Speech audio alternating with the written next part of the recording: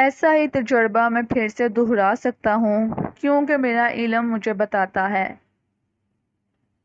جن لوگوں کو رفاقت کا تجربہ نہیں وہ زندگی کی حقیقی خوشیوں سے محروم ہیں۔ شعوری یا لاشعوری طور پر ان کا احساس محرومی ان کی شخصیت کو ختم کر کر رکھ دیتا ہے۔ اس نے سمجھایا، بے وفا وہ نہیں ہے اور نہ تم ہو، یا پھر صرف اسے بے وفا نہ کہو، تم بھی اتنے ہی بے وفا ہو جتنا تم اسے سمجھ رہے ہو۔ آیت نے اس کی طرف دیکھ کر کہا تو وہ دلچسپی سے بولا، ویری انٹرسٹنگ، سمجھا سکو گی کیسے؟ جیسی سوچ محبت کے بارے میں تمہاری ہے ویسی ہی اس کی، جس بنیاد پر تم دونوں کی کمٹمنٹ ہوئی تھی اس کا لازمی نتیجہ یہی ہونا تھا۔ جس علم پر تم محبت کی تشریح کر رہے ہو اس کے آخر میں یہی کچھ ہونا تھا۔ اب جس بنیاد پر تم نے محبت کے عناصر بتائے ہیں انہی بنیادوں پر جتنی مرضی تحقیق کر لو، تحقیق درست سمت میں نہیں ہوگی، اس کا نتیجہ آخر میں صفر ہی ہوگا۔ سوچ کا بنیادی اعتبار ہی وہ نہیں جس پر تعلق کی مضبوطی قائم ہو سکے۔ اس بار آیت نے اسے سمجھاتے ہوئے کہا تھا، تم اس کمٹمنٹ کو کن معنوں میں لے رہی ہو؟ شکیل نے پرسوچ لہجے میں پوچھا تھا۔ کمٹمنٹ کیا شے ہے؟ اسے یوں سمجھو کہ جس طرح روشنی کی رفتار سب سے زیادہ ہے مگر اندھیرے کے بالکل برابر ہے۔ جتنی تیزی سے روشنی آئے گی اتنی ہی رفتار سے اندھیرا آ جائے گا، یعنی دونوں ہی ایک سطح پر ہے۔ اب ہوا یہ کہ نہ تم نے سمجھا کہ محبت کیا ہے اور نہ اس نے جانا، دونوں ایک ایسی شے سے جڑے رہے ہیں جو ناپائیدار تھی، جس کا لازمی نتیجہ یہ ہوا کہ الگ ہو گئے۔ آیت نے اس کی آنکھوں میں دیکھتے ہوئے کہا، جہاں ذرا سی الجھن پیدا ہو گئی تھی۔ وہ دھیرے سے بولا، اصل میں کہنا کیا چاہ رہی ہو تم نے کہا تھا نا کہ محبت کرنے سے زیادہ بڑا کام محبت کو سمجھنا ہے۔ جو تجربات تم لے کر آئے ہو اس میں محض مادیت ہے، جو عنصر تم نے بتائے ہیں یا محض مادیت اس میں خلا برتا ہے۔ جس بنیاد پر کھڑے نظریے سے الجھن پیدا ہو، فاصلے بڑھ جائیں، انتشار پیدا ہو، یہاں تک کہ جدا ہو جائے، تم اسے محبت کیسے کہہ سکتے ہو؟ جہاں بھی محض مادیت پرستی کا خیال ہوگا کسی بھی سوچ کی بنیاد ہوگا، چاہے وہ مشرقی ہے یا مغربی معاشرہ، اس کا نتیجہ وہی ہوگا، کیونکہ کسی بھی شے کی بنیاد غلط ہے یا درست اس کا اندازہ اس کے نتیجے سے لگایا جائے گا۔ وہ علم جہاں ذہن اور دل ایک نہیں ہوتے وہ دو راہ ہے، یہاں پر جتنے بھی جوڑے پہنچیں گے وہ انتشار پائیں گے۔ جس معاشرے سے تم نے سوچ لی ہے وہاں یہ بہت بڑا خلا ہے جو جوڑنے کی بجائے الگ الگ کر دیتا ہے۔ آیت نے کہا تو اس نے تیزی سے پوچھا، تمہارے خیال میں وہ کون سی چیز ہے جو جوڑ سکتی ہے؟ وہ ہے بے رنگی، وہ سکون سے بولی تھی۔ بے رنگی؟ وہ کیا ہے؟ اس نے کافی حد تک حیرت سے پوچھا تھا۔ انسان کا وہ خالص پن جو اسے فطرت سے جوڑتا ہے، آیت نے سکون سے کہا تھا۔ اس کی وضاحت کرو گی؟ اس نے دلچسپی سے پوچھا تھا۔ تعلق میں پوری طرح مخلص ہونا۔ بے رنگی ہوگی تو ان کے خالص رویے ظاہر ہوں گے۔ وہ کہتے ہیں نا کہ یک جان و قالب، یک جان دو قالب، یہ بے رنگی ہی سے آتی ہے۔ دو قالب یک جان تبھی ہوتے ہیں جب ان میں کوئی رنگ نہیں رہتا۔ آیت نے کہا، لیکن شکیل کی سمجھ میں کچھ نہیں آ رہا تھا۔ تبھی وہ بولی، چلے میں ایک مثال سے سمجھاتی ہوں۔ ٹھیک ہے، اس نے ہنکارا بھرنے والے انداز میں کہا تھا۔ ہم نے کسی بھی حد یا لام دود کا تصور دینا ہو تو کوئی نہ کوئی بنیاد تو لیتے ہیں۔ جیسے صفر ایک بنیادی ہندسہ ہے، اس کے بعد لام دود گنتی چل پڑتی ہے۔ صفر ایک بنیاد ہے جس کے ایک طرف مثبت ایک، مثبت دو اور لامحدود، جبکہ دوسری جانب منفی ایک، منفی دو اور ایک لامحدود۔ جدھر بھی بڑھیں گے درمیان میں صفر پڑا ہے، اس کے بنا اب نہ ایک طرف جا سکتے ہیں نہ دوسری جانب۔ صفر بے رنگی ہے، یہ ہے خالص پن۔ اب آپ رشتوں سے محبت کریں، فطرت سے کریں، جس سے بھی وہ خالص محبت ہوگی۔ ویسے مجھے یہ مثبت منفی والی بات محبت کے معاملے میں سمجھ نہیں آئی۔ خیر اگر مان بھی لی جائے تو یہ محبت میں کس طرح سے اپلائی ہوگی؟ شکیل نے انتہائی سنجیدگی سے پوچھا تھا۔ جس طرح ہر شے کے دو پہلو ہیں، انسان روح اور مادہ کا شاہکار ہے، اسی طرح انسان کے دو پہلو ہیں، ظاہر اور باطن۔ انسان کے ظاہر میں دو پہلو ہیں، منفی اور مثبت۔ جیسے عورت اور مرد لے لو، ظاہر میں یہ دو الگ الگ صنف ہیں، لیکن باحثیت انسان باطن ایک ہی طرح کا ہوتا ہے۔ ظاہر میں ایک ہو جانے والے جب تک باطن میں ایک جیسے نہیں ہوں گے تب تک ان میں محبت پیدا نہیں ہوگی۔ ان کا رنگ بے رنگ ہوگا تو نہ صرف محبت برقرار رہے گی بلکہ پروان چڑھے گی۔ آیت نے بھی اسی سنجیدگی سے کہا تھا، باطن کی بات تو ہم بعد میں کر لیں گی اگر تم مجھے یہ منفی مثبت والی بات مزید سمجھا سکو۔ اس نے کہا تو وہ آہستہ آہستہ سے کہتی چلے گئی، بہت سادہ سی بات ہے، میاں بیوی انسان ہے، ان میں ہر طرح کا جذبہ پایا جاتا ہے، اتفاق بھی ہوتا ہے، اختلاف بھی ہے، غصہ ہے، لڑائی ہے، قربت، سب چلتا ہے، وہ روبوٹ نہیں ہے۔ خاوند اگر کسی دوسری عورت کو دیکھے گا تو وہ رقابت میں لڑ پڑے گی، غیر عورت یا جو بیوی نہیں ہے وہ ایسی رقابت محسوس ہی نہیں کرے گی، ایسا مرد بھی کرے گا۔ یہ جذبہ کسی دوسرے میں نہیں ہوگا تو کیا وہ ان چھوٹی چھوٹی باتوں سے ایک دوسرے کو چھوڑ دے؟ نہیں۔ اگر کوئی شے انہیں جوڑ کر رکھتی ہے تو ان دونوں کا باطن ہے جو بے رنگ ہے۔ اس بے رنگی میں جتنی لطافت آئے گی دونوں اتنا ہی قریب ہوں گے، حقیقی معنوں میں یکجاں، دو قالب۔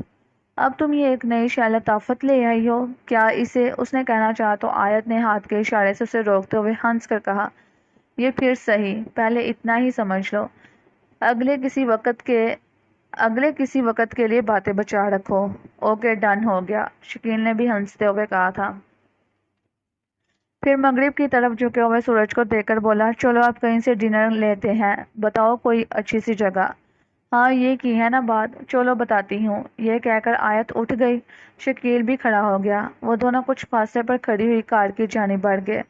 آیت النساء آفس میں آ کر بیٹھی ہی تھی کہ اس کا سیل فون بج اٹھا۔ اس نے اسکرین پر نمبر دیکھے تو بہاولپور سے ایک صاحب کے تھے، وہ وہاں کی بزنس کمیونٹی کا ہی ایک فرد تھا۔ آیت نے انہی کے ساتھ اپنے بزنس کی شروعات کی تھی۔ اس نے فون کال ریسیو کر کے حال احوال پوچھا، تب اس نے کہا، میڈم کیا آپ یہاں کی سیاسی صورتحال سے واقف ہیں؟ لہجہ کافی حد تک طنزیہ تھا۔ اس نے لمحے بھر کو رک کر بات کو سمجھا اور پھر بڑے تحمل سے بولی تھی، واقف تو ہوں لیکن اپ ڈیٹ نہیں ہوں۔ بات کیا ہے؟ دیکھیے، ضمنی الیکشن کے لیے سردار سکندر حیات اور طاہر باجوہ سے یہی طے ہوا تھا کہ ہمارا بندہ چھوٹی سیٹ پر الیکشن لڑے گا۔ آپ اس کمٹمنٹ میں شامل تھیں؟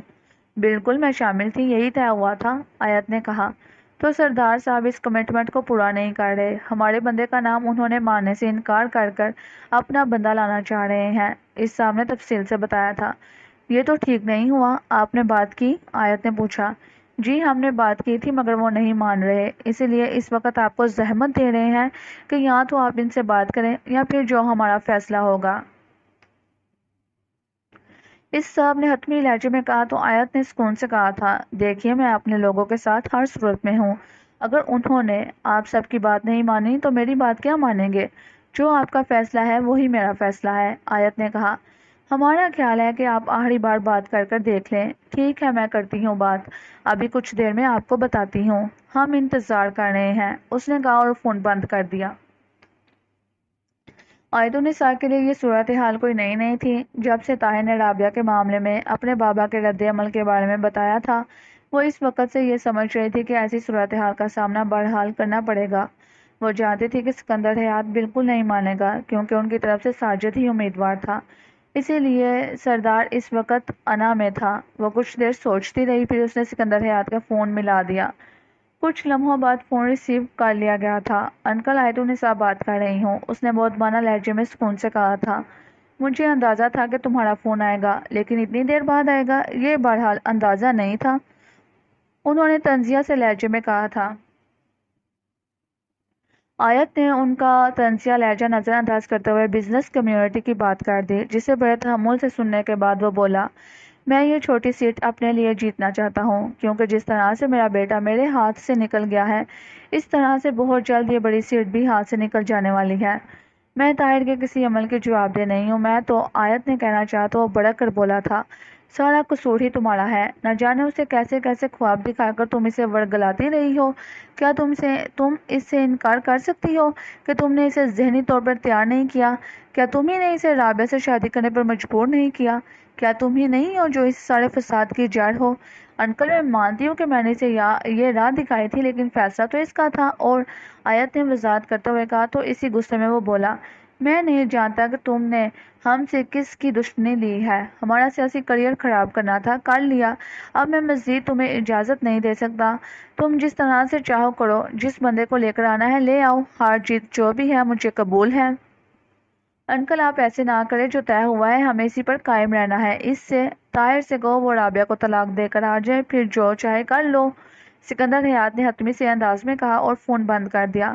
آیت کتنی ہی دیر تک سیل فون کو تکتی رہی، پھر اس صاحب کو فون کر کر کہہ دیا کہ وہ جو چاہے کریں۔ سکندر حیات نہیں مان رہا، وہ بہرحال انہی کے ساتھ ہے۔ ایسا کہہ کر وہ دکھ کی شدید کیفیت سے گزری تھی، مگر یہ کیفیت زیادہ دیر تک نہ رہی۔ اس نے یوں خود پر قابو پا لیا تھا جیسے کچھ ہوا ہی نہ ہو۔ طاہر اسمبلی اجلاس کے بعد کار کی پچھلی نشست پر بیٹھا ہاسٹل کی طرف جا رہا تھا۔ وہ ذہنی طور پر تھک چکا تھا۔ اسے ساجد کے فون کا انتظار تھا۔ بہاولپور کی صورتحال کے بارے میں جاننے کے لیے اس نے اس کا عزیمہ لگایا تھا۔ وہ بھی چھوٹی سیٹ کے لیے انہی کی طرف سے امیدوار تھا، مگر رابعہ کے ساتھ شادی میں ساتھ دینے پر سکندر حیات اس سے خفا ہو گیا تھا۔ اس نے ساجد کا نام ہی اپنی فہرست سے نکال دیا تھا۔ سکندر حیات نے کسی بھی ذریعے سے طاہر تک اپنی کوئی خواہش نہیں پہنچائی تھی۔ اگلے دن صبح پارٹی اجلاس میں اس نے بتانا تھا کہ وہ کس امیدوار کو لا رہے ہیں۔ اسے ہر ارد گرد کی کوئی خبر نہیں تھی۔ وہ بس یہی سوچتا چلا جا رہا تھا کہ آیت کیا چاہتی ہے۔ وہ کون تھا جس کے ساتھ وہ اتنی خوش تھی؟ کیا آیت کو اس کے حال پر چھوڑ دیا جائے؟ رابعہ کے ساتھ تعلق قبول کر لینے کے بعد کیا اس کا حق بنتا ہے کہ وہ اب بھی آیت کے بارے میں یوں سوچے؟ سوچو کہ یلغار میں وہ پھنسا ہوا تھا۔ اسے سمجھ نہیں آ رہا تھا کہ وہ کیا کرے۔ فون کی گھنٹی بجی تو اس کی سوچوں کا حصار ٹوٹ گیا۔ اسکرین پر ساجد کے نمبر چکمگا رہے تھے۔ اس نے کال ریسیو کر کر کہا، ہاں بولو ساجد۔ بابا کسی طور پر بھی نہیں مان رہے، ہم سب ان سے ملنے گئے تھے، اس نے بتایا تو طاہر نے پوچھا۔ بابا کسے امیدوار لانا چاہتے ہیں؟ وہی انعام الحق کے ساتھ مل کر ایک نوجوان کو لا رہے ہیں۔ اب دیکھیں کیا ہوتا ہے، اس نے مایوسی سے کہا تھا۔ تمہارا کیا خیال ہے کہ اگر بابا اپنا امیدوار لے آتے ہیں تو؟ میں الیکشن نہیں لڑوں گا، پھر بزنس کمیونٹی والے جو چاہیں کریں۔ یہ بات میں نے ان سے کہہ دی ہے، ان کے پاس ایک بندہ ہے۔ ساجد نے حتمی انداز میں کہا تھا، اماں سے بات کرنا تھی۔ طاہر نے دھیمے سے لہجے میں کہا تھا، میں نے کی تھی بات، میں گیا تھا ان کے پاس۔ ساجد نے بھی دھیمے سے انداز میں بتایا تھا۔ تو پھر؟ اس نے جلدی سے پوچھا۔ بس یار وہی مجھے پتا چلا ہے کہ آیت نے بھی بابا سے بات کی ہے۔ اس پر بابا نے آیت کو بہت بے عزت کیا ہے۔ بابا کی بس ایک ہی شرط ہے کہ طاہر کو اگر واپس آنا ہے تو رابعہ کو طلاق دے کر آ جائے۔ وہ یہی سمجھتے ہیں کہ اس شادی کی ساری ذمہ داری آیت کی ہے۔ وہ اس وجہ سے بھی عتاب میں ہے۔ ٹھیک ہے پھر بابا، جو کرتے ہیں کرنے دو انہیں۔ ہاں وہی کریں گے، کیونکہ انہوں نے پارٹی میں اپنی لائن سیدھی کر لی ہے۔ پارٹی بھی تم سے نہیں پوچھے گی، ساجد نے اسے بتایا تو وہ ہنستے ہوئے بولا، چل یار اچھا ہے، کسی کو خبر نہیں ہوگی۔ ہاں ہے تو ایسا ہی۔ کیا آیت نے تم سے بات نہیں کی اس سلسلے میں؟ ساجد نے پوچھا تھا۔ ابھی تک تو نہیں، واپس گیا تو شاید کرے گی، طاہر نے جواب دیا۔ اوکے اب میں خاموش ہوں، کوئی سیاسی نہیں، تم اپنا سیاسی کریئر خراب مت کرو، طاہر نے تیزی سے کہا۔ پھر الوداعی باتوں کے بعد اس نے فون بند کر دیا تھا۔ اس وقت طاہر کسی بھی سیاسی صورتحال سے کوئی غرض نہیں تھی۔ وہ صرف آیت کے بارے میں سوچنے لگا تھا۔ وہ اچھی طرح سے سمجھ رہا تھا کہ بابا نے آیت کے ساتھ کس طرح کا رویہ رکھا ہوگا۔ اس پر آیت نے اسے بتایا تک نہیں تھا۔ کیا وہ ناراض ہے اس لیے مجھ سے بات نہیں کی، یا پھر بابا کا رویہ ہی مجھے بتانا نہیں چاہتی؟ اس کی سوچیں ایک نئی راہ پر چل پڑی تھیں۔ شام ڈھلنے والے تھے جب آیت نے شکیل کے گھر کا گیٹ پار کیا اور اندر چلے گئی۔ شکیل کھڑا اس کی طرف دیکھ کر مسکرا رہا تھا۔ وہ اس کی طرف بڑھتی چلی آئی تھی۔ خوش آمدید، اس نے مسکراتے ہوئے کہا تو آیت نے پوچھا، یہ ہے تمہارا کلینک؟ ہاں یہی ہے، یہ پہلے والا باہر والا سیٹنگ روم ہے، اس نے تفصیل بتائی تھی۔ ہاں مجھے پتا ہے، آیت نے کہا تو شکیل نے دروازہ کھول دیا۔ وہ دونوں اندر چلے گئے۔ اندر خاصا خوابناک سا ماحول تھا۔ دھیمی سی روشنی میں جدید ترین فرنیچر سجا ہوا تھا۔ دیواروں پر بڑی خوبصورت پینٹنگز آویزاں تھیں۔ کارپٹ سے فانوس تک میں ایک طرح کی یکسانیت پائی جاتی تھی۔ وہ ایک صوفے پر بیٹھ گئی تو شکیل سامنے والے صوفے پر بیٹھا ہوا بولا، چائے کافی یا جو تمہارا دل چاہے، آیت نے لاپرواہی سے کہا تو شکیل نے فون پر کسی سے کہا اور پھر فون ایک جانب رکھتے ہوئے بولا، کیسا لگا میرا کلینک؟ اس سوال کے بعد کچھ دیر تک اس پر بات کرتے رہے، یہاں تک کہ ان کی ملازمہ چائے کے ساتھ کافی سارے لوازمات رکھ کر چلے گئی۔ تابع چائے کا سیپ لے کر بولا تھا، آیت، تم نے باطن اور اس کی لطافت کی بات کی تھی جس کے بارے میں کہا۔ ہاں، لطافت جو انسان کے اندر موجود ہے، جسے نہ آپ چھو سکتے ہیں نہ دیکھ سکتے ہیں، یہاں تک کہ آپ اسے ماپ بھی نہیں سکتے۔ آیت نے جواب دیا، لیکن یہ کیا شے ہے؟ شکیل نے سمجھتے ہوئے پوچھا تھا۔ انسان کا مادی وجود ظاہر ہے اور روحانی لطافت اس کا باطن ہے، آیت نے سکون سے بتایا تھا۔ لطافت کیا ہے؟ اس نے پوچھا۔ ہمارے حواس خمسہ ہے نا، یہ ظاہر ہے، لیکن چکھنے کے بعد آپ اپنا ذائقہ پوری طرح سے دوسرے کو بتا نہیں سکتے کہ وہ دراصل ہے کیسا۔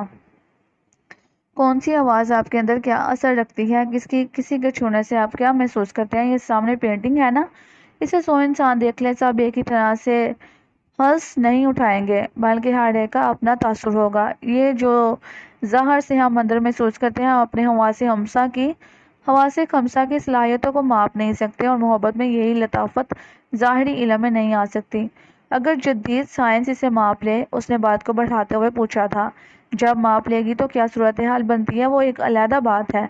اب بھی اس پر بات کی جا سکتی ہے، لیکن یہ ہمارا موضوع نہیں ہے۔ ہاں، اتنا ضرور کہوں گی کہ حواس خمسہ کی لطافت ایک حقیقت ہے اور اسے رد کرنا جہالت ہے۔ جہالت کیوں؟ شکیل نے تیزی سے پوچھا تھا۔ یہ جو لطافت ہے جو انسان کے اندر موجود ہے، اسے ہم ذوق سلیم کہتے ہیں۔ میرے اندر جتنی لطافت ہوگی، ذوق سلیم اتنا ہی بہترین ہوگا۔ ذوق سلیم کو نہ ہم دیکھ سکتے ہیں نہ چھو سکتے ہیں، لیکن اس کا وجود ہونا ایک حقیقت ہے۔ اب ذوق سلیم کو ماپ لو گے؟ آیت نے بتاتے ہوئے پوچھا تھا۔ ممکن ہے مستقبل میں اسے ماپ لیا جائے، شکیل نے دھیمے سے کہا تھا۔ ہاں، پہلے پیمانہ بنتا ہے، پھر کسی شے کو ماپا جاتا ہے، آیت نے کہا تھا۔ اچھا، محبت اور باطن کے بارے میں تم کیا کہہ رہی تھی؟ شکیل نے ایک نئے زاویے سے بات کی تھی۔ محبت کا نظام ظاہر اور باطن کے ساتھ ہوگا، جو ذات کے ساتھ جڑا ہوا ہے۔ محبت جب ظاہری اور باطنی طور پر مکمل نہیں ہوتی، تب تک خلا رہتا ہے۔ توازن ہو تو لامحدود ہو جاتا ہے۔ یہی باطن انسان کو فطرت کے ساتھ جوڑتا ہے۔ جب انسان محبت کے ساتھ فطرت سے جڑتا ہے تو فطرت بھی اس کے ساتھ محبت سے جڑتی ہے۔ فطرت اپنے اندر طاقت رکھتی ہے، طاقت کا نہ ہونا غیر فطری ہے۔ طاقتور باطن بے رنگ ہوتا ہے، اور یہ مثبت منفی کا سارا عمل ظاہر میں ہوتا ہے، تبھی حقیقت روشن ہو کر انسان کے سامنے آ جاتی ہے۔ مجھے تمہاری یہ بے رنگی والا فلسفہ کچھ الگ سا لگ رہا ہے۔ یہ حقیقت کو روشن کیسے کرے گا؟ اس نے الجھتے ہوئے کہا تھا۔ سنو، کہا جاتا ہے انسان نے سب سے پہلے اپنے آپ کو شفاف پانی میں دیکھا تھا، بے رنگ پانی میں۔ انسان اگر اپنے آپ کو دیکھنا چاہتا ہے تو شفاف شے میں ہی دیکھ سکتا ہے۔ آئینہ اسی لیے وجود میں ہے۔ دراصل کثافت یعنی رنگ انسان کو اس کا اپنا آپ نہیں دکھا سکتا، بے رنگی ہی حقیقت کو دکھا سکتی ہے۔ بے رنگی کائنات کی چھپی ہوئی قوت ہے، جس کی خاصیت یہ ہے کہ انسان اگر اسے اپناتا ہے تو وہ انسان کو اپنا لیتی ہے۔ دونوں ہمیشہ ایک دوسرے سے لنک کرتے ہیں۔ کیا یہ ظاہر میں بھی محسوس ہو سکتی ہے؟ شکیل نے پوچھا تھا۔ محسوس ہی نہیں ہوتی بلکہ اپنا آپ ہی منواتی ہے۔ یہ کہہ کر وہ لمحے بھر کو خاموش ہوئی، پھر بولی، منفی مثبت سب ظاہر میں ہے، لیکن جب باطن بے رنگ ہوگا تو عین توازن میں ہوگا، وہاں خیری تو خیر ہوگی۔ تمہاری یہ تھیوری، اس نے کہنا چاہا تو آیت جلدی سے بولی تھی۔ یہ میری بات نہیں ہے، چلے جس کی بھی ہے۔ یہ کہہ کر اس نے سانس لیا، پھر بولا، یہ انسانی زندگی میں توازن کیسے لاتی ہے؟ جب انسان ظاہر میں ہوتا ہے صرف مادیت میں، تو بہت سے خلا پیدا ہو جاتے ہیں۔ یہ خلا مختلف نظریات سے بانٹ دیے جاتے ہیں، من گھڑت باتیں، روایت پر مبنی فلسفے، یہ سب کثافت ہے۔ جیسے کہ مادیت میں باطن کو منہا کر کر اگر کوئی تحقیق ہوگی تو وہ ادھوری ہے۔ ٹھیک ہے، میں اس پر سوچوں گا، پھر ہم کسی نئے پہلو سے بات کریں گے۔ میں مان لوں گا یا پھر تم مان لینا، شکیل نے کہا تو وہ بولی، کیوں نہیں، دلیل سے ثابت کرو، میں مان لوں گی۔ دیٹس ویری رائٹ، اس نے خوشگوار انداز میں کہا، جیسے اسے بہت زیادہ کامیابی مل گئی ہو۔ پھر اس نے اس موضوع پر بات نہیں کی، بلکہ وہ دونوں اٹھ کر اندر چلے گئے۔ رات گئے جب شکیل اپنے بیڈ پر آ کر لیٹا تو اس کے ذہن میں آیت اور اس کی باتیں تھیں۔ اس نے پورے سکون و تحمل سے آیت کو بولنے کا موقع دیا تھا۔ وہ جاننا چاہتا تھا کہ اس کے اندر کیا ہے۔ دادا جی نے جو بتایا تھا، وہ اسی بنیاد پر اس کا نفسیاتی تجزیہ کرنا چاہتا تھا۔ اس نے اپنے طور پر ایک مفروضہ بنایا تھا کہ وہ نام نہاد قسم کے مشرقی نظریہ عشق پر جم کر رہ گئی ہے۔ اسی نظریے کو تحقیق کے لیے وہ آیت النساء کو سننا چاہتا تھا۔ وہ دیکھنا چاہتا تھا کیا واقعی وہ ایسا ہی کوئی نظریہ رکھتی ہے، اگر رکھتی ہے تو کس حد تک، اگر کوئی دوسری وجوہات ہیں تو وہ کیا ہے۔ یہ اس کا اپنا سائنسٹیفک انداز میں تحقیق کرنے کا انداز تھا۔ اس نے اپنے طور پر کچھ نکات بنائے تھے جن پر وہ اس کے اندر کا احوال جان سکتا تھا، لیکن ایسا کچھ بھی نہ ہوا، بلکہ اسے ایک الگ طرح کی بات سننا پڑی۔ شکیل اچھی طرح سے جانتا تھا کہ انسان پر تحقیق کرنے مختلف پہلو، چاہے وہ طبیعیاتی پہلو ہو، کیمیائی پہلو ہو، نفسیاتی پہلو ہو، حیاتیاتی پہلو وغیرہ میں عشق و محبت کی اپنی انداز میں تعریف و تشریح کی ہے، اور سابی میں مادی نقطہ نگاہ سے ہی تعریف و تشریح کی گئی ہے، لیکن جو پہلو آیت النساء نے اس کے سامنے رکھا وہ اس کے گمان میں بھی نہیں تھا۔ بات یہ نہیں کہ ایک مشرقی ہونے کے ناطے اس پہلو سے ناواقف تھا، وہ جانتا تھا کہ وہ تو اسے ایک مریض سمجھ کر علاج کے نقطہ نگاہ سے تحقیق کرنا چاہتا تھا۔ شکیل کو دھچکا اس وقت لگا تھا جب وہ اپنے بارے میں سوچنے لگا، اگر اس نے محبت کو سمجھا ہوتا تو اس کی بیوی اس سے الگ ہو جاتی، کیا وہ اپنا بیٹا اسے دیکھ کر خوش ہے؟ کیا یہی حقیقی خوشی ہے؟ کیا یہ حیوانیت نہیں کہ بچہ پیدا کیا اور پھر کسی کے حوالے کر کے یہاں آ گیا؟ کیا میرے بچے کے لیے کوئی جذبات نہیں تھے؟ کیا مجھے کوئی دکھ نہیں ہے؟ کیا اس کے علم نے یہ نہیں بتایا کہ دونوں کو جوڑے رکھنے والی کون سی شے ہے؟ کیا میں اپنے آپ کو جھوٹی تسلی دے کر بیٹھا ہوں کہ میری بیوی بے وفا ہے؟ کیا وہی بے وفا تھی یا اسے الگ ہونے میں بھی بے وفا رہا ہوں؟ سوال تھے کہ امڑتے چلے آئے تھے۔ وہ خود میں ایسا حوصلہ نہیں پا رہا تھا کہ ان سوالوں کے جواب میں اپنا آپ ہی عدالت میں رکھ سکے۔ کہتے ہیں کہ وقت کے ساتھ ساتھ انسان تہذیب یافتہ ہو تو سب سے پہلے اس نے اپنے رشتوں کا ادراک کیا۔ سوال یہ ہے کہ انسان میں یہ صلاحیت تھی تو اس نے ایسا کیا، اگر اس نے ایسا کیا تو اس کی بنیاد کیا تھی؟ سوچ کی لگامیں تھامنے کے باوجود اس کے ہاتھ سے نکلتی چلی جا رہی تھی، اس کی آنکھوں سے نیند اڑ گئی تھی، وہ آیت کے بارے میں سوچتا ہوا اپنے بارے میں سوچنے لگ گیا تھا۔ روشن دن کی دھوپ نے ہر شے کو نکھار کر رکھ دیا تھا۔ طاہر فارم ہاؤس کے ایک طرف بنے لون میں اکیلا ہی بیٹھا ہوا تھا۔ وہ کچھ دیر پہلے سرمد کو اسکول چھوڑ کر واپس آیا تو وہی لون میں بیٹھ گیا، اگرچہ اس کے ارد گرد شاداب درخت، سر سبز پودے، رنگین پھول تھے، لیکن اس کا ذہن الجھا ہوا تھا۔ بہاولپور سے آنے والی خبروں نے اسے کافی حد تک پریشان کر دیا تھا۔ وہاں جو بھی فیصلے ہو رہے تھے ان میں اس کے بابا کی انا کے علاوہ کچھ نہیں تھا۔ ساجد اسے ساری صورتحال کے بارے میں بتا رہا تھا۔ بابا اپنا امیدوار لے آئے تھے اور بزنس کمیونٹی کے لوگ اپنا، اس کے علاوہ اور لوگ بھی میدان میں تھے۔ طاہر کے لیے صورتحال کوئی نئی نہیں تھی، ایسا ہی ہونا تھا۔ بابا اگر اپنی ضد پر اڑے رہتے تو یہی ہونا تھا۔ اس کا نتیجہ کیا ہونا تھا اسے اس کی بھی پرواہ نہیں تھی۔ اس کی اصل پریشانی کا سبب کچھ اور تھا، اور وہ یہ تھا کہ اس معاملے میں آیت النساء نے ایک بار بھی اس سے ذکر نہیں کیا تھا، نہ ہی کوئی مشورہ۔ وہ یوں لاتعلق ہو گئی تھی جیسے طاہر سے کبھی اس کا ناتا ہی نہ رہا ہو۔ یوں لگ رہا تھا جیسے رابعہ سے شادی تک کی اس کی دلچسپی تھی، اس کے بعد وہ اپنی دنیا میں کھو گئی۔ یہ سوچ کئی طرح سے اس کے دماغ میں تھی۔ وہ اسی کشمکش میں تھا کہ اس بارے میں وہ آیت سے بات کریں یا نہیں۔ تبھی اس نے آیت کو شکیل کے ساتھ انتہائی خوش دیکھا تو خاموش ہو گیا، لیکن اندر کہیں ایک نئی جنگ چل پڑی تھی۔ مثبت منفی خیالات کا ایک ہجوم دہرایا تھا، ایک طرف وہ لاتعلق اور دوسری طرف رابعہ سے رشتہ ختم کرنے پر بابا کی ضد اپنے پورے عروج پر تھی۔ وہ اس صورتحال سے نکل نہیں پا رہا تھا۔ آپ نے آج آفس نہیں جانا کیا؟ رابعہ کی آواز پر وہ چونکا تھا۔ اس نے دیکھا وہ سامنے کھڑی تھی۔ جانا ہے، لیکن ذرا دیر سے۔ اس نے خود کو سمیٹ کر مسکراہٹ سے کہا تھا، اگر خدا نہ خواستہ آپ کی طبیعت تو ٹھیک نہیں ہے تو آپ؟ رابعہ نے کہنا چاہا تو اٹھتے ہوئے بولا تھا، نہیں میں بالکل ٹھیک ہوں۔ آپ کو ایسا کیوں لگا؟ آپ تیار ہو کر سرمد کے ساتھ نہیں گئے تھے؟ میں نے سوچا شاید آپ آج نہ جانا چاہتے ہوں، رابعہ نے دھیمے سے انداز میں کہا تو وہ مسکراتے ہوئے بولا تھا، آج کوئی اتنا خاص کام نہیں تھا، میں نے سوچا ذرا لیٹ چلا جاؤں گا، بس ابھی تیار ہو کر نکلتا ہوں، آپ اتنی دیر میں اچھی سی چائے بنا لیں۔ جی ٹھیک ہے، وہ پرسکون انداز میں بولی تو وہ اندر کی جانب چلا گیا۔ رابعہ بھی بڑھتے ہوئے طاہر کے پیچھے پیچھے چل پڑی۔ طاہر آفس پہنچا اور معمول کے کاموں میں لگ گیا۔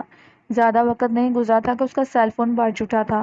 وہ ساجد کا فون تھا۔ اس نے کال ریسیو کرتے ہوئے کہا، ہاں بولو ساجد، کیا تمہیں پتہ ہے کہ آنٹی مطلب تمہاری اماں جی لاہور آئی ہیں؟ اس نے تیزی سے کہا تھا۔ نہیں مجھے نہیں پتا، اس نے عام سے لہجے میں کہا تو ساجد بولا، میری اطلاع یہ ہے کہ وہ فارم ہاؤس جائیں گی۔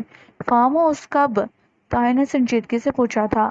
یہ نہیں پتا، میرا خیال ہے جو یہاں کی صورتحال بنی ہوئی ہے، ممکن ہے کوئی درمیانی راستہ یا سردار صاحب میں نرمی آئی ہو، یا پھر کچھ بات تو ہوگی نا تم سے، اس نے بھی سنجیدگی سے کہا تھا۔ چلو دیکھتے ہیں، یہ اچھی بات ہے۔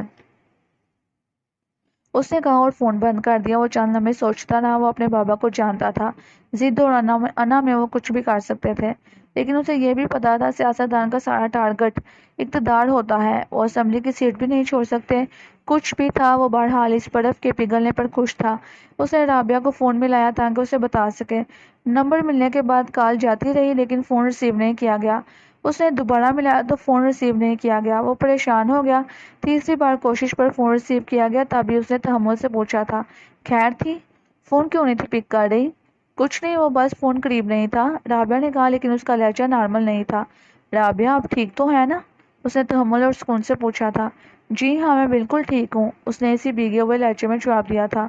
اچھا پھر سنیں، میری اماں جی آئیں گی شاید یہاں فارم ہاؤس میں، جیسے ہی وہ آ جائیں انہیں اسی وقت تک جانے مت دینا جب تک میں نہ آ جاؤں، مجھے فوراً کال کر دیں، اس نے سمجھاتے ہوئے کہا تھا۔ وہ آ کر چلے گئی ہیں، اس نے اسی لہجے میں جواب دیا تھا۔ وہ آ کر مطلب چلے بھی گئی؟ اس نے حیرت سے پوچھا تھا۔ جی، اس نے منتصر لمحے میں جواب دیا تو اس کے اوسان ہتا ہو گئے۔ نہ جانے کیوں اس کے دماغ میں ہلچل سی پیدا ہو گئی تھی، اسے لگا کچھ ٹھیک نہیں ہوا۔ وہ کیا کرنے، میرا مطلب اتنی جلدی چلے گئی؟ اس نے پھر پوچھا تھا۔ میں نے تو انہیں بیٹھنے کے لیے کہا، بہت کہا تھا، یہ بھی کہا کہ میں آپ کو بلاتی ہوں، لیکن انہوں نے مجھے فون تک جانے ہی نہیں دیا اور چلے گئی۔ رابعہ نے دھیرے سے لہجے میں اپنی طرف سے تفصیل بتائی تھی۔ ٹھیک ہے، ان کی مرضی۔ طاہر نے جلدی سے کہا اور فون بند کر دیا۔ اس کی اماں کیا کرنے فارم ہاؤس تک آئی تھی؟ یہ سوال اتنا پیچیدہ نہیں تھا جس کا جواب وہ سمجھ نہیں سکتا تھا۔ اسے پوری طرح سے احساس تھا کہ کیا بات ہو سکتی ہے، پھر بھی اس نے خود کو تسلی دینے کی خاطر اپنی اماں کو فون کیا۔ کال ریسیو ہوتے ہی اماں کی آواز ابھری، تمہیں خبر ہوگی کہ میں فارم ہاؤس گئی تھی؟ اماں میرے آنے تک تو ٹھہرتی آپ، اتنی جلدی؟ طاہر نے کہنا چاہا تو اماں درست سے انداز میں بولی تھی، میں جس کام کے لیے گئی تھی وہ کام اتنی ہی دیر کا تھا، مجھے مزید رکنے کی ضرورت نہیں تھی۔ اماں نے کافی حد تک غصے میں کہا تھا۔ ایسا کیا کام تھا اماں جو؟ اس نے کہنا چاہا تو اماں نے پھر سے اسے ٹوکتے ہوئے کہا، بتایا نہیں تمہاری بیوی نے؟ اگر نہیں بتایا تو اس سے پوچھ لینا، اور اب اگر مجھے فون کرنا ہو تو اسے طلاق دے کر ہی کرنا۔ انہی لفظوں کے ساتھ اماں نے فون بند کر دیا۔ دکھ کی ایک شدید لہر سے وہ کام کر رہ گیا تھا۔ کہاں اس کی زندگی شہزادوں کی مانند تھی اور اس کی ایک سسکی پر اماں قربان ہو جاتی تھی، کہاں آج اس کی بات سننا گوارا نہیں کر رہی تھی۔ کیا رابعہ سے شادی کرنا اتنا بڑا جرم ہو گیا تھا؟ کافی دیر تک یوں ہی بے سو حرکت بیٹھا وہ سوچتا رہا۔ اس کا ذہن کام نہیں کر رہا تھا۔ اسے لگا جیسے وہ کسی مشکل میں پھنس جانے والا ہو۔ اس کی اماں ضرور کوئی ایسی بات رابعہ سے کہہ گئی ہیں، وہ کیا سوچے گی، اس کا کیا قصور ہے؟ وہ خود پر قابو پاتا رہا کہ انہی لمحات میں اس کی نگاہ آیت پر پڑی جو اس کے آفس میں آ گئی تھی۔ ایک لمحے کو اسے یوں لگا جیسے وہ بھی اس بارے میں بات کرنے آئی ہو تو وہ کیا جواب دے گا۔ بڑے پریشان سے بیٹھے ہو، کیا بات ہے؟ آیت نے اس کے سامنے دڑے صوفے پر بیٹھتے ہوئے پوچھا تو وہ تیزی سے بولا تھا، نہیں نہیں، ایسی تو کوئی بات نہیں، تم کہو چند قدم کا فاصلہ ہے تمہارے آفس کا، لیکن اتنے دنوں بعد یہاں دفتر تک؟ ہاں ہے تو چند قدم کا فاصلہ، لیکن ان دنوں میں بہت کم رہی ہوں آفس، پتہ ہے تمہیں؟ اس نے مسکراتے ہوئے کہا تھا۔ ہاں یہ تو پتہ ہے، لیکن جس دن آؤ تب، اور اب کبھی فارم ہاؤس کا بھی چکر نہیں لگایا، طاہر نے اعتماد سے کہا تھا۔ کام ہی اتنا ہے، آج بھی کچھ چیک سائن کرنے آئی ہوں، وہ آپ کی میڈم فرخندہ نے بلایا ہے۔ لفظ آیت کے منہ ہی میں تھے کہ میڈم فرخندہ آ گئی۔ اس نے چند کاغذات اور چیک سائن کروائے تو آیت اٹھ گئی۔ اس پر طاہر نے تیزی سے کہا تھا، یہ کیا بات ہوئی، آئی ہو تو کچھ دیر بیٹھو، کم از کم چائے کا ایک کپ تو پیو۔ صرف چائے؟ میں آج رات ڈنر آپ سب کے ساتھ لینے کا سوچ رہی ہوں فارم ہاؤس پر، آیت نے اس کے چہرے پر دیکھتے ہوئے سکون سے کہا تھا۔ ڈن، طاہر نے خوش ہوتے ہوئے کہا تو آیت مسکراتے ہوئے واپس چلے گئی۔ وہ چند لمحے خوشگوار موڈ میں رہا، پھر اسے اماں اور رابعہ اور فون کی یاد آ گئی۔ وہ بے چین ہو گیا۔ وہ اسی وقت اٹھ کر فارم ہاؤس چلے جانا چاہتا تھا، مگر ابھی سرمد کو اسکول سے چھٹی ہونے کا وقت نہیں ہوا تھا، اسے تب تک انتظار کرنا تھا۔ وہ سرمد کو وقت پر اسکول سے لے کر فارم ہاؤس جا پہنچا۔ حسب معمول رابعہ لانچ میں ہی موجود تھی۔ اس نے روزانہ کی طرح سے ہلکی سی مسکراہٹ سے اس کا استقبال کیا تھا۔ طاہر اس کے چہرے پر کوئی ایسی بات پڑھنا چاہتا تھا جو معمول سے ہٹ کر ہو، مگر اسے ایسا کچھ بھی نہیں ملا۔ جس وقت رابعہ نے سرمد کا بیگ تھاما تب تک وہ وہاں سے ہٹ گیا تھا اور سیدھا اپنے کمرے میں چلا گیا۔ شام کے سائے پھیلنے لگے تھے۔ رابعہ نے اس کی اماں جی کے بارے میں ایک لفظ بھی نہیں کہا تھا۔ لون میں ٹہلتے ہوئے اس نے سوچا شاید سرمد کے سامنے کوئی بات نہیں کی، لیکن ایک دو بار تنہائی میں بھی سامنا ہونے کے باوجود اس نے رابعہ نے کوئی بات نہیں کی تھی اس سے۔